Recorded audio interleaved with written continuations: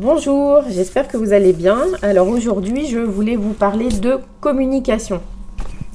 Alors évidemment, des communications qui ne se passent pas forcément bien, donc ça peut être avec ses collègues, son conjoint ou ses enfants. Voilà, c'est vraiment histoire de vous donner deux petits outils qui vont pouvoir faciliter vraiment votre communication et faire passer les messages que vous avez envie de faire passer avec la meilleure entente qui soit entre les deux parties. Donc premièrement, je vais vous parler de la reformulation. Parce que bien souvent, on pense avoir compris tout de suite ce que l'autre veut dire et on va partir au quart de tour quand ça va être quelque chose qui va nous blesser ou autre, alors que pas forcément en fait. Donc le fait de reformuler ce que la personne va vous dire, ça va vous permettre déjà de rebaisser en pression, de prendre du temps, donc de reformuler et de faire confirmer à l'autre personne si ce que vous avez compris est bien ce que la personne voulait vous exprimer. D'accord ? Et vous verrez que bien souvent, la personne va réajuster ce qu'elle disait parce que c'était pas forcément comme ça qu'elle voulait que vous le receviez ou que vous l'entendiez. D'accord ? Donc ça, c'est vraiment la base en fait, la reformulation.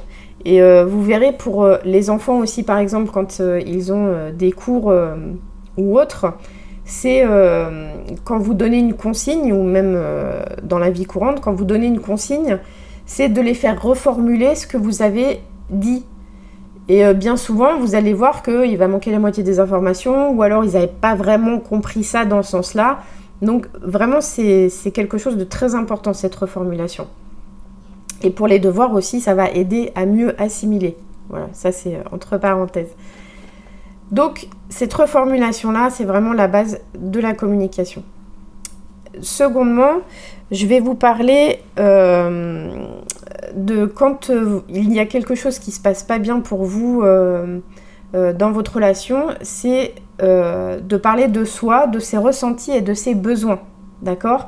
Et pas être dans l'attaque de l'autre. Oui, par exemple, tu fais pas ça, t'es comme ça, et pourquoi tu fais tout le temps ça Parce qu'avec le tu comme ça d'attaque, et ben, l'autre il va se mettre en défense. Et quand on se met en défense, et ben, c'est pas là où on est le plus réceptif à ce que l'autre veut dire, puisqu'on est en train de s'occuper de sa propre défense. Vous voyez ce que je veux dire ? Donc, c'est vraiment dire, oui, là, dans cette situation-là, j'ai besoin... alors, par exemple, oui, tu fais jamais la vaisselle. Alors, oui, ben non, bref.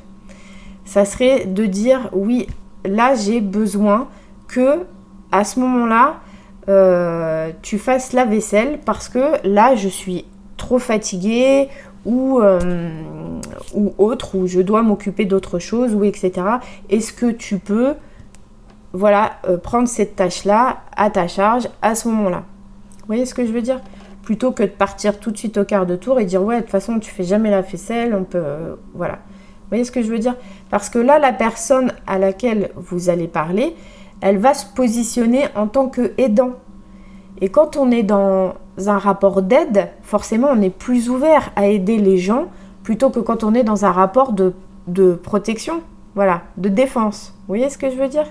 Donc, c'est vraiment, quand on cherche à communiquer avec l'autre, c'est vraiment de se recentrer sur ses ressentis, ses besoins et d'exprimer ses besoins à l'autre. Parce que, comme je vous l'ai dit, à l'instant, la personne en face, elle va être plus à même de vouloir vous aider, de vous apporter son soutien, plutôt que quand elle se sent agressée et qu'elle doit se mettre en mode protection par rapport à cette agression du tu. Vous voyez ce que je veux dire ? Donc, pour résumer, je reprends la reformulation, d'accord ? Vraiment reformuler ce que vous croyez avoir compris pour le faire confirmer par l'autre ou pas.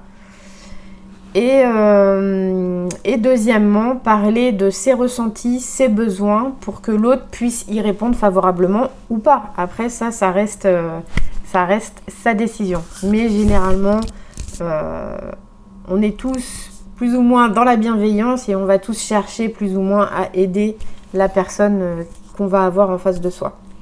Voilà. Donc si vous avez des questions, surtout n'hésitez pas, je me ferai un plaisir d'y répondre et prenez soin de vous.